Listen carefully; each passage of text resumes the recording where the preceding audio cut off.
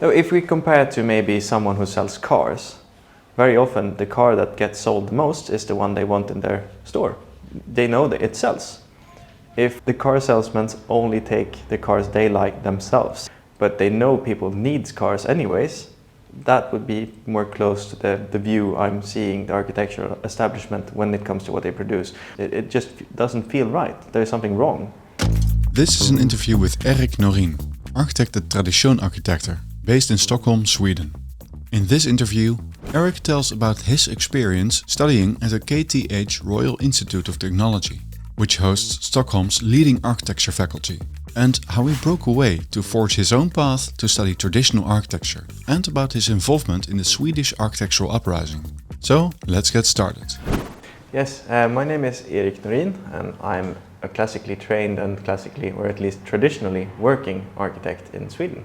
I'm also part of the Swedish Architecture Uprising movement. What defines the current architectural establishment, and why is what they do so unpopular with the general population? The general view upon the architectural establishment in a Swedish context, and probably also European context, is that they're kind of an elitist group, someone that's up in their ivory tower, not connected to the general public, not maybe on an individual level, but as a group, and especially when it comes to what's being produced, what kind of architecture is being built, what kind of architecture is being designed.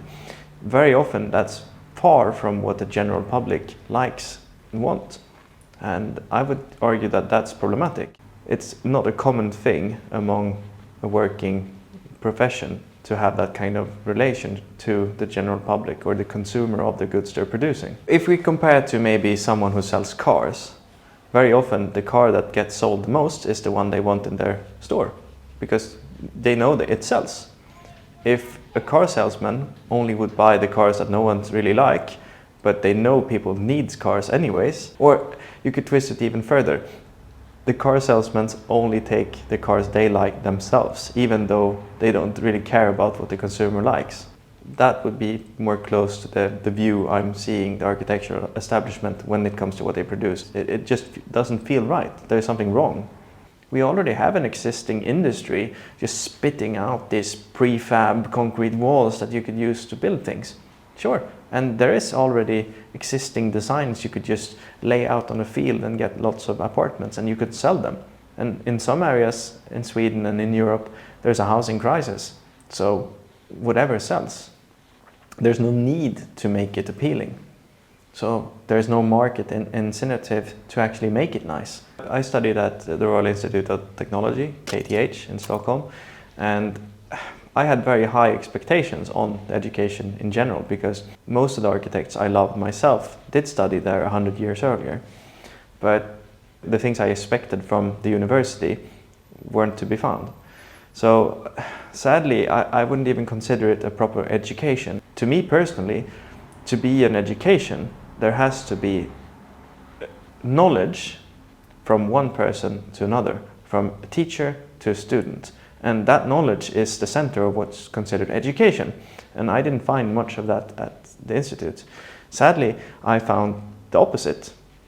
Ideas and dogmas and ideologies I didn't like at all myself, that were very central to both what's being educated and mostly what's being critiqued or criticized when students were presenting their projects.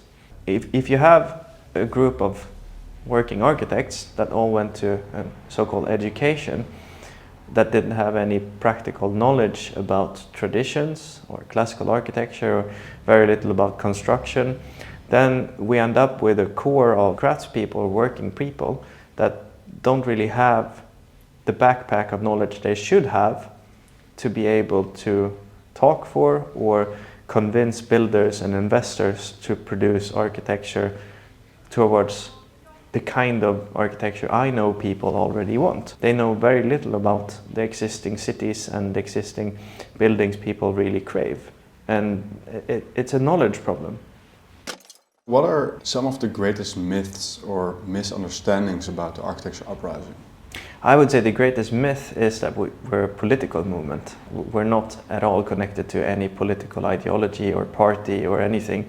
We have one question, and that's beauty. It's about preserving our cultural heritage. It's about not producing new harmful architecture that would harm the built environment or the cultural heritage. And it's also about knowledge and making the question about the lack of beauty in architecture and city planning heard. We want this question discussed everywhere, all the time. In politics, around the dinner table, on the bus. We want people to talk about this because it's so clear. A crushing majority of people in societies want tradition, want classic, want things that connects to what's already there when we build. And that's not the case in terms of what's being produced. We're not a political party. We're not a political movement at all. We fight for one cause, and that's beauty. Why do you think that Scandinavia was the place where this happened and not somewhere else? We had such a long tradition with this question. We know that this question has been quite popular in the Swedish context since the 1930 Stockholm exhibition. I found an article from the 1930s with jokes about modernist architecture. There's been tradition, especially during the 60s and 70s, with great demonstrations against demolishing old buildings or removing trees and parks from cities. So I think what the Architecture Rebellion did was take the same question that's been talked about since the 1930s to a new platform, which is social media and the internet. So we already had a big group in society that had the same kind of ideas, but we were able to connect them. What was your role exactly in the Architecture Uprising? When I was studying at the Royal Institute and realized the school was nothing in terms of what I personally wanted from it, I was sad, and I did write about it in social media. And then I found other people that had the similar ideas. For me, it was finding a little family of people that could comfort me in my sadness of not being able to learn classical architecture in an architecture school. That developed into a group, and the group grew, and after a while it was so big we had to start an association. No one had a general idea. It just happened by itself, and we had to react and make something out of this energy. But it felt so natural. How have you seen the Architecture Uprising changing things in Sweden? First of all, in politics, from every corner of the spectrum when it comes to ideology, from communist red to conservative blue, has been saying our name, using the same kind of ideas we have when promoting what's going to be built in their municipalities, in their cities, in their villages. And they very often also refer to statistics and surveys that we have on our website. We changed how people talk about built environment. Lots of architects has been more cautious when it comes to expressing their personal ideas and beliefs in media. So I think we have been contributing by giving new tools to people who are skeptic to what's being built.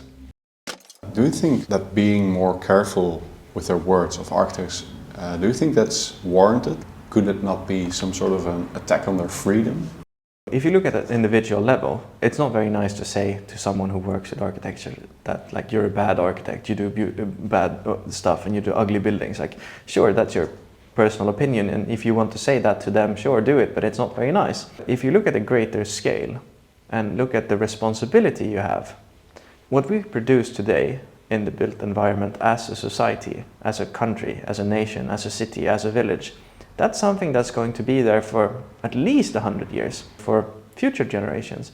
So the responsibility in what we produce and what we build and what we plan for is so much greater than someone's personal feelings and someone's personal career as an architect. We have so much more responsibility as a society to actually take care of these questions and make sure that what we build is something we all can be honest about, that feels good to leave behind for the future generations. Yeah, how could traditional architecture and urbanism save our cities? I don't think our cities need saving because they're already there. They need caring for. If you're going to care for something, it's very important that you first of all take care of what's already there, like physically. Don't let it fall apart, and renovate and restore. But most important, what you add to a city should be and must be in harmony and understanding for what's already there. It's like a dish. If I want to cook traditional spaghetti, it's probably not a good thing to add rice. If I want to make traditional Swedish meatballs, pizza is probably not a good ingredient. So if we realize that we have a city that people already love and people already cherish for, and they live there, it's their home, if we're adding to that, it should be more of what is already there. You could look at Stockholm, you could look at most cities in Europe, especially eastern part of Europe. You have very often beautiful city centers with medieval street grids and very human-sized and human-friendly blocks and streets, and there's stores along the streets and small charming apartments, and it's colorful and very often built in the local material with the local tradition, local scale and color scheme. Some kilometers outside of that we have these super generic, boring, grey concrete complexes that were built after the Second World War. I understand that these were made to solve a housing crisis after the war. They were needed. Of course, we did need them, and we still need them as housing. If we look at most of those areas, people who live there, the second they can afford to move from there, they do.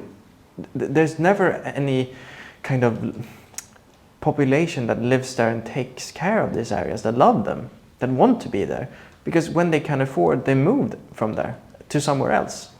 We get almost a segregation among people, that people who can afford to live in traditional areas and traditional buildings, they do.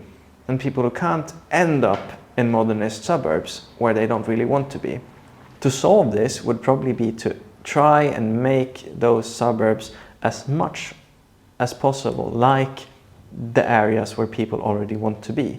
So if you look at the city, make sure to look at the housing prices. Where is the rent the highest per square meter? Where is the highest selling price of apartments? What do those areas have? Try and give those qualities to the new areas you add, and add on. Don't create a different thing with a train line connecting the city. Don't build a new city. Try and continue and build more and extend what's already there instead. If you were given a carte blanche to start your own architectural university or to take over the current architectural university, what would be your approach? This is a great question, and it's something I've been thinking about a lot. I couldn't tell. I personally don't have enough knowledge and enough experience to give that answer. I could try to fill it, but I know 10% of what I wish to know. I never had the chance to study for real. The only proper knowledge I have is from Intbau, from a summer school. And I just wished I had more time to study and I didn't waste so many years in the architecture school here in Sweden. But I would probably divide education into 3 major fields. One would be drawing and the language of drawing. How do you communicate with drawing? Pencil and paper, ruler and stylus, like super, super basic. And then maybe after a year or 2 you go into like renderings and data programs and that kind of representation technology. But you have to make sure you know the language of drawing, because it is a language, and I wouldn't expect my German teacher to not know German while trying to teach me. So drawing, language of drawing, that's one thing. The other thing would be history, because 99% of the buildings around us are built yesterday, right? And that's history. Because of that, we need to study what we already have to understand what we will need in the future. Robert Adams said, if you're going to write the next book, next chapter in a book of architecture, it's a good thing to have read the previous ones, because we don't live out of nowhere. We came from a long, long line and history. Everything that's around us is something we inherited from previous generations. Therefore, it's disrespectful not to follow up on those. The third thing I would argue that architects need to know is construction. How do materials work? How do ventilation work? How do energy preserving work? How do heating work? Electricity, water, sewage, all of those very basic things that go into a building to make it work. If you don't know How are you supposed to have any kind of straight back when presenting your designs for someone who knows sewage or electricity or ventilation?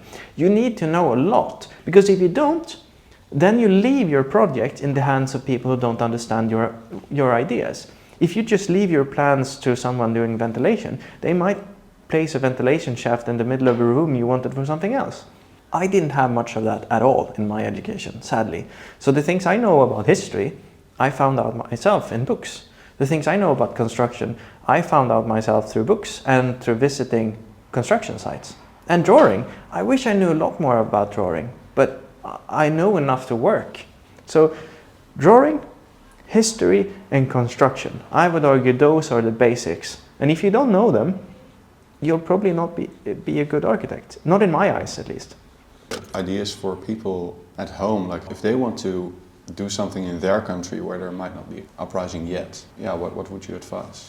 I would say the first step is to find people who are like-minded. You're much stronger as a group than as an individual. You will need help. You will need to be more than one person. But when you have this group, that group will bring more people by itself. It will start as a movement to grow almost automatically, especially when you start producing things. It could be an article, or it could be a debate, it could be a radio show, it could be a podcast, it could be a Facebook group. Whatever you do, if you produce any kind of material, that will probably lead to people who are like-minded to join. And when you have that group, start making sure that your questions are heard. And start making sure that you find new channels and new media for your question. If you haven't been in radio, try to be in radio. If you haven't been in the local library, try to be there.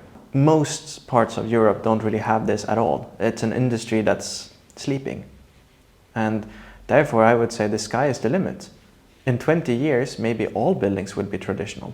Imagine the need for craft people, like people doing ornaments and bricklayers and woodworkers. Like, there's enormous potential in this. And I would say our greatest, the thing that hinders us now is the lack of people, lack of knowledge.